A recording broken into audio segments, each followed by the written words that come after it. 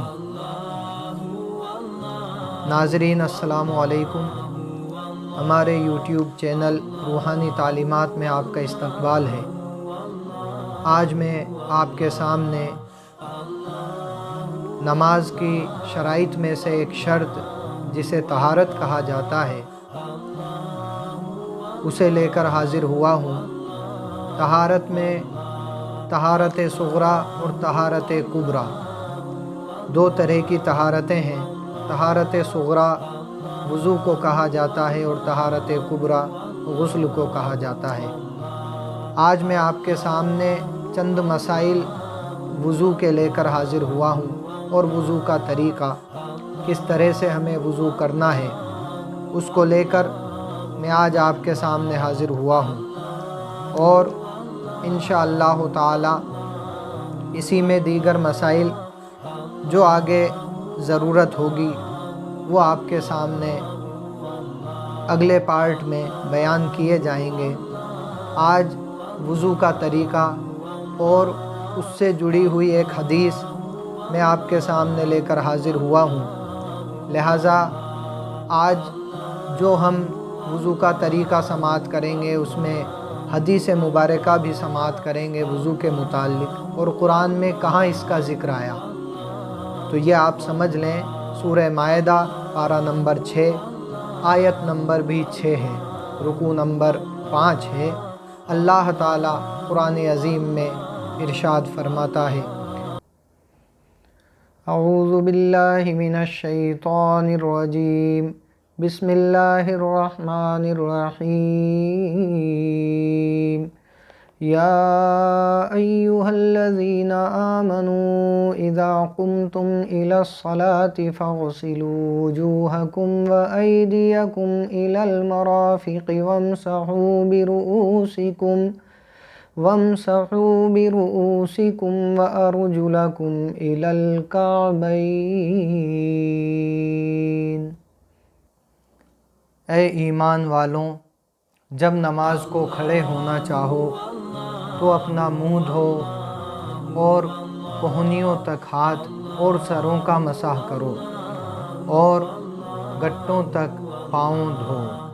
یہاں وضو کے فرائض بتائے گئے ہیں اور یہ طہارت نماز میں سے ہے، یہ شرائط نماز میں سے ہے کہ جو شرطیں نماز کی ہیں۔ سب سے پہلی شرط طہارت ہے کہ اگر ہماری طہارت درست ہوگی تو ہماری نماز درست ہوگی۔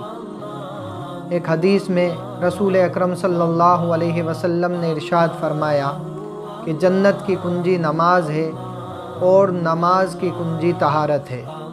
جس نے وضو درست کیا اس کی نماز درست ہوئی، اور جس کی نماز درست ہوئی وہ جنت کا حقدار ہوا۔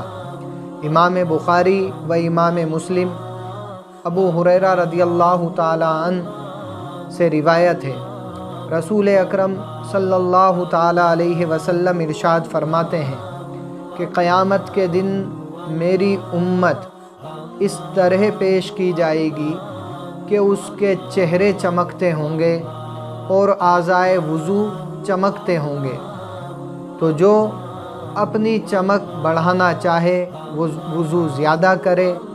اور ایک اور حدیث مجھے یاد آتی ہے، حضرت عمر فاروق رضی اللہ تعالی عنہ سے روایت ہے کہ رسول اللہ صلی اللہ تعالی علیہ وسلم نے ارشاد فرمایا کہ جس کسی نے وضو کیا اور وضو کرنے کے بعد پڑھا اشہد ان لا الہ الا اللہ وحدہ لا شریک لہ واشہد ان محمدا عبدہ ورسولہ، تو گویا وضو کرنے کے بعد جس نے ان الفاظ کو پڑھا، اللہ کی تعریف بیان کی، تو اس کے لیے اللہ تعالیٰ جنت کے 8 دروازے کھول دیا کرتا ہے۔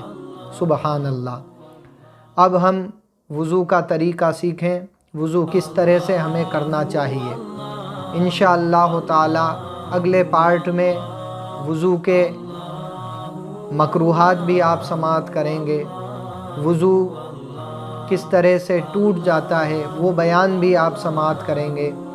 آج کے اس ویڈیو میں آپ کے سامنے وضو کا طریقہ لے کر میں حاضر ہوا ہوں۔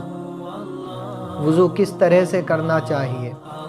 سب سے پہلے ایک حدیث اور مجھے یاد آتی ہے، رسول اللہ صلی اللہ علیہ وسلم ارشاد فرماتے ہیں کہ جس نے بسم اللہ پڑھ کر وضو کیا، یعنی وضو کرنے سے پہلے بسم اللہ الرحمن الرحیم پڑھ لیا، اس کے وضو میں جو اعضاء دھلے، یعنی چہرہ، دونوں ہاتھ، سر کا مسح، دونوں پیر، وضو کرنے کے بعد محض اتنا حصہ نہیں بلکہ اس کا پورا جسم پاک ہو جایا کرتا ہے۔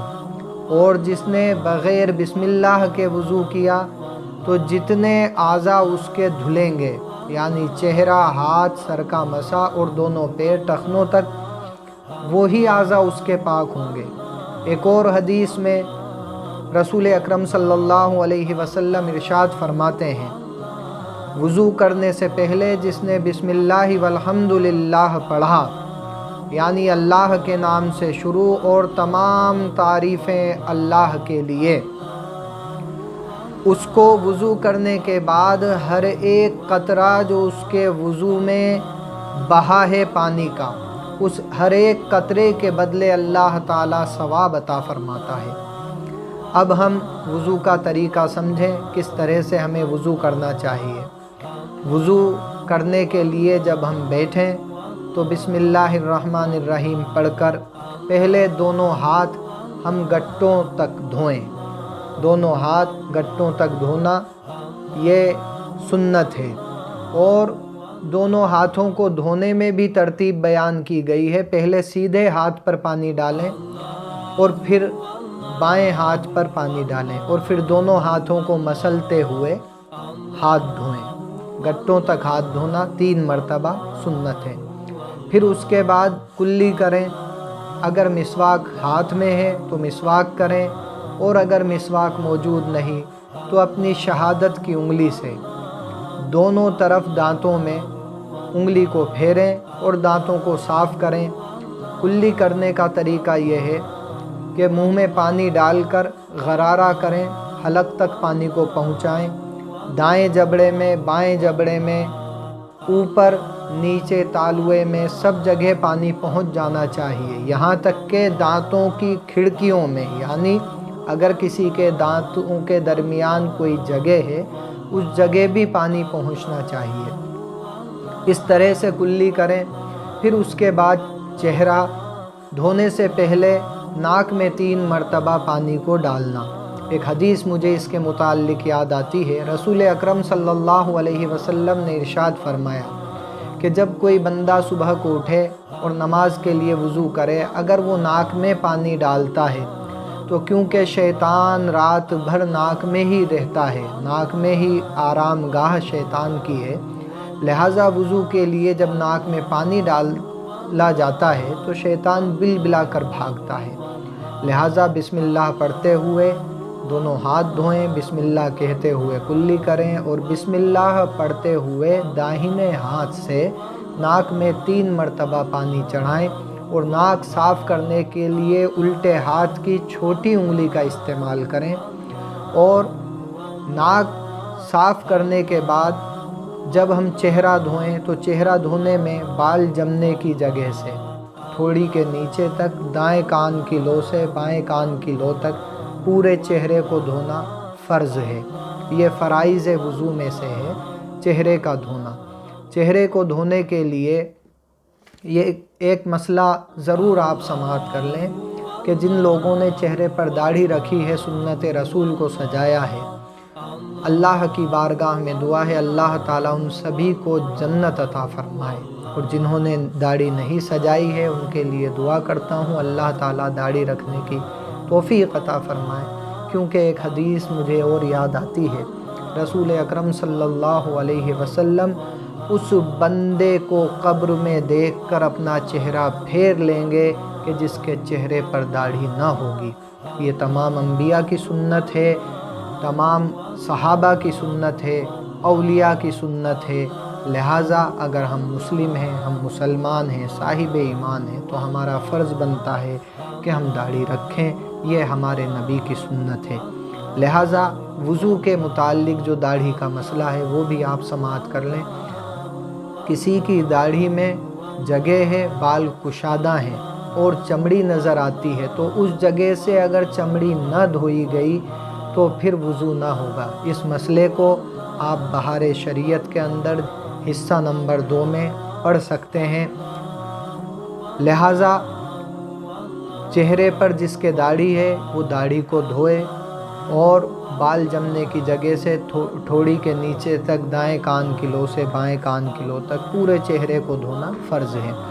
आँखों की जो पलकें हैं ये भी धुलनी चाहिए।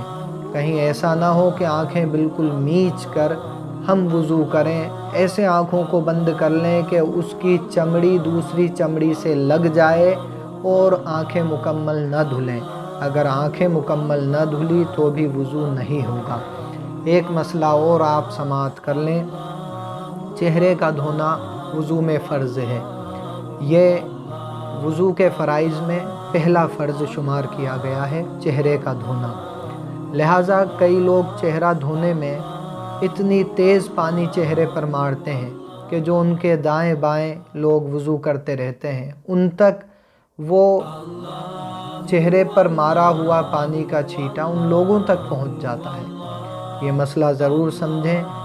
वज़ू का पानी किसी दूसरे के जिस्म पर पहुंचाना, मस्जिद में टपकाना, कपड़ों पर गिराना, ये सब मकरूहात वज़ू में शामिल है। लिहाजा चेहरे पर पानी इस तरह मारें कि वो चेहरे पर ही पहुँचे, दूसरे लोगों तक ना जाए। चेहरा धोना पहला फ़र्ज़ हमने समझ लिया।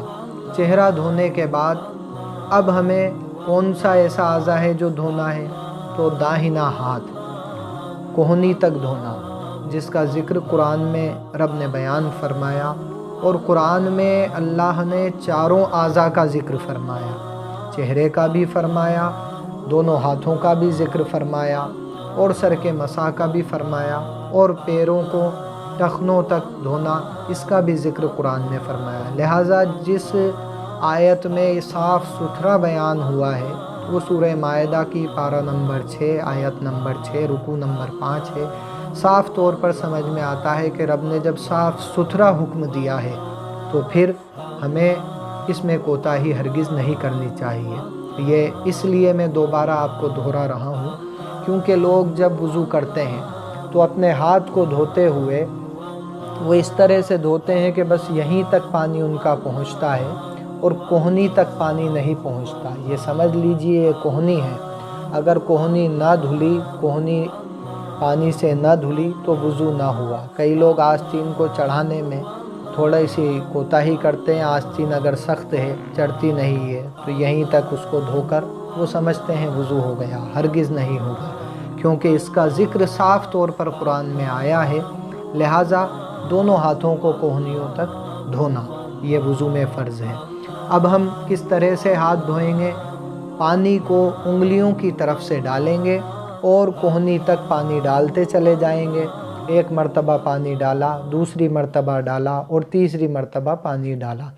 ये पानी बहाना इस तरह से होना चाहिए कि उंगलियों की तरफ से बहाना शुरू करें और कोहनी की तरफ तक लेकर जाएं दोनों हाथों को। एक मसला और समझ लें, कई लोग, मैंने देखा है, ख़ुद भी इस बात को लोगों के सामने देखा है कि वज़ू करते हुए जब वो वज़ू करते हैं तो कहते हैं पानी कम इस्तेमाल करना चाहिए। ठीक है, रसूल अकरम सल्लल्लाहु अलैहि वसल्लम ने पानी ज़्यादा इस्तेमाल करने से मना फरमाया, लेकिन फ़िज़ूल जो आपकी ज़रूरत से ज़्यादा आप ख़र्च कर रहे हैं उसके लिए रसूल अकरम सल्लल्लाहु अलैहि वसल्लम ने मना फरमाया। और अगर आज़ा धुल ही ना सके, सिर्फ़ चुपड़ लिया गया पानी को तेल की तरह, अगर कोई चुपड़ ले और सोचे कि वज़ू हो गया, हरगिज़ वज़ू नहीं होगा। धोना फ़र्ज़ है। लिहाजा हाथों पर जब पानी डालें तो उसे बहने दें, बहाएं। और अगर आज़ा ना धुला, आपका हाथ ना धुला, चेहरा ना धुला या पैर ना धुला या मसा दुरुस्त ना हुआ तो वज़ू ही नहीं होगा। लिहाजा दोनों हाथ इस तरीके से धो लें। अब उसके बाद अहम मसला आता है सर के मसा करने का। तो ये मसला बहुत आसान है समझना, लेकिन लोगों ने बड़ा दुश्वार कर रखा है। اس کے لیے سیدھے طریقے سے یوں سمجھ لیں، دونوں ہاتھوں کی 3 انگلیاں ان کو آپس میں آپ ملا لیں۔ یہ 3 انگلیاں اس ہاتھ کی، دائیں ہاتھ کی 3 انگلیاں بائیں ہاتھ کی، ان کو آپس میں ملا لیں اور پھر ان 3 انگلیوں کو آپس میں ملا لیں۔ یہ دونوں شہادت کی انگلیاں بھی آپ کی جدا ہیں، انگوٹھے بھی جدا ہیں، صرف یہ 3 انگلی دائیں ہاتھ کی، 3 انگلی بائیں ہاتھ کی، ان کو آپس میں ملا لیں اور ہتھیلی کو بھی ملا لیں۔ یہ حصہ جب ہم نے 3 انگلیاں اور ہتھیلی ملا لی، اس کو پیشانی کے اوپر سے لگاتے ہوئے چلے جائیں اور سر کے پیچھے تک لے جائیں۔ ایک طریقہ یہ ہے، اور ایک اور طریقہ بیان کیا گیا کہ تینوں انگلیاں ملا کر پیشانی کے اوپر سے بال جہاں جمتے ہیں وہاں سے لے کر پیچھے لے کر جائیں اور گدی دونوں ہاتھوں کی اس کو پیچھے سے آگے لے کر آئیں، اس طریقے سے۔ یہ 2 طریقے مسح کے بیان کیے گئے، جس طرح سے چاہیں دونوں طریقے درست ہیں۔ انگلیاں ہماری شہادت کی دونوں انگلیاں باقی رہ گئی، دونوں انگوٹھے باقی رہ گئے۔ تر ہم نے دونوں ہاتھوں کو کیا ہے، لیکن اب یہ شہادت کی انگلی کا استعمال کس جگہ ہوگا اور انگوٹھے کا استعمال کس جگہ ہوگا؟ شہادت کی انگلی کو دونوں کانوں کے اندر جو اللہ تعالیٰ نے جگہ بنائی ہے اس کے اندر گھمائیں، اور یہ مسح ہے۔ ہم کان کو دھو نہیں رہے ہیں بلکہ مسح کر رہے ہیں، اور مسح کان کا کرنا سنت ہے، سر کا مسح فرض قرار دیا گیا۔ پھر ہمارے دونوں انگوٹھے بچے، ان دونوں انگوٹھوں سے ہم کان کے پیچھے کا مسح کریں گے۔ پیچھے کا مسح کان کے کرنے کا طریقہ یہ ہے کہ کان کی لو سے یعنی نیچے سے اوپر کی جانب لے کر جائیں اور ایک مرتبہ اس کو گھمائیں۔ کئی لوگ جب کان کا مسح کرتے ہیں تو بار بار کئی مرتبہ ایسے گھماتے رہتے ہیں، یہ درست نہیں۔ مسح ایک مرتبہ کرنا سنت ہے، ایک مرتبہ سے زیادہ اگر آپ نے مسح کیا تو وہ مکروہات میں اور خلاف سنت میں شمار ہو جائے گا۔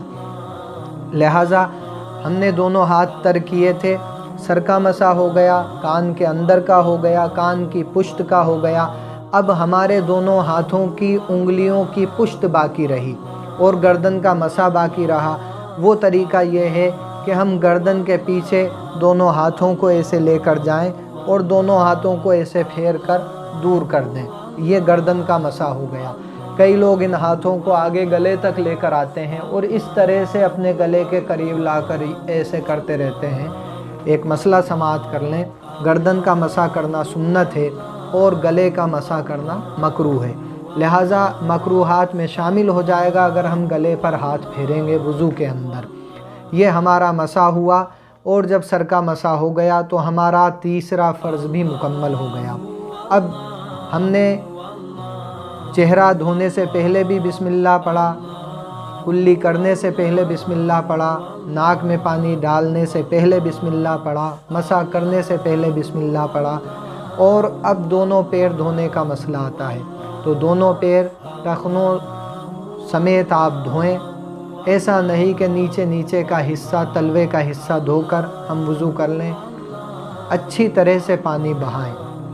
یاد رکھیے جہاں زیادہ پانی بہانے کے لیے ممانعت آئی ہے یا منع آیا ہے، اس کا معنی یہ ہے کہ فضول میں پانی کو نہ بہائیں، لیکن آپ وضو کر رہے ہیں، لہٰذا وضو کرتے ہوئے اگر آپ نے اعضاء کو درست طریقے سے نہ دھویا تو وضو ہرگز نہ ہوگا۔ دونوں پیروں کو دھوئیں، اور دونوں پیروں کی انگلیوں میں خلال کرنا سنت ہے، داڑھی میں خلال کرنا سنت ہے، لہٰذا وضو کے درمیان اگر یہ سنت ہم سے ترک بھی ہو جاتی ہیں تو ہمارا وضو ہو جائے گا، لیکن فرائض اگر ہمارے چھوٹ گئے تو وضو ہرگز نہ ہوگا۔ آج آپ کے سامنے فرائض کا بیان کیا گیا، کس طریقے سے فرض ادا ہوتے ہیں اور وضو کس طریقے سے کیا جاتا ہے۔ انشاءاللہ تعالی سنتوں کا مکمل بیان ہمارے کسی پارٹ میں، وضو کے طریقے کے کسی پارٹ میں آپ کے سامنے پیش کیا جائے گا۔ مکروہات وضو کا مکمل بیان ہمارے وضو کے طریقے کے کسی پارٹ میں انشاءاللہ تعالی آگے بیان کیا جائے گا۔ نواقص وضو کون سا ایسا کام ہے جسے کرنے سے وضو ٹوٹ جاتا ہے؟ کئی لوگ کہتے ہیں کہ کسی کو برہنہ دیکھ لیا، سطر کھلا دیکھ لیا، بچے کو اگر بغیر کپڑے کے دیکھ لیا تو وضو ٹوٹ گیا۔ کئی لوگ کہتے ہیں کہ کہ اگر کسی خنزیر کا نام لے لیا اور اپنی زبان میں اس کے نام کو لے آئے تو وضو ٹوٹ گیا. کئی لوگ کہتے ہیں گالی بکنے سے وضو ٹوٹ جاتا ہے. یہ تمام مسائل انشاءاللہ تعالی آگے کے ویڈیو میں آپ حضرات سماعت کریں گے. زیادہ طویل نہ ہو اس لیے ہم نے یہاں پر محض وضو کا طریقہ آپ کے سامنے رکھا ہے. وضو جب ہم کریں اطمینان سے کریں. ہرگز ایسا نہ ہو کہ ہمارے وضو کرنے سے ہمارے قریب بیٹھے کسی شخص کو تکلیف ہو. ہمارے چہرے کا پانی جو ہم چہرے پر ڈال رہے ہیں وہ ہمارے دائیں بائیں وضو کرنے والے شخص کو وہ پانی اچھٹ کر جائے. یہ ہرگز درست نہیں. ہم وضو کرتے ہوئے اپنے آپ کو سمیٹ کر بیٹھیں. ہمارے قریب اگر کوئی شخص وضو کر رہا ہے ایسا ہرگز نہ ہو کہ ہماری کوہنی اس کو ٹکراتی رہے, ہمارا پیر اس کو ٹکراتا رہے.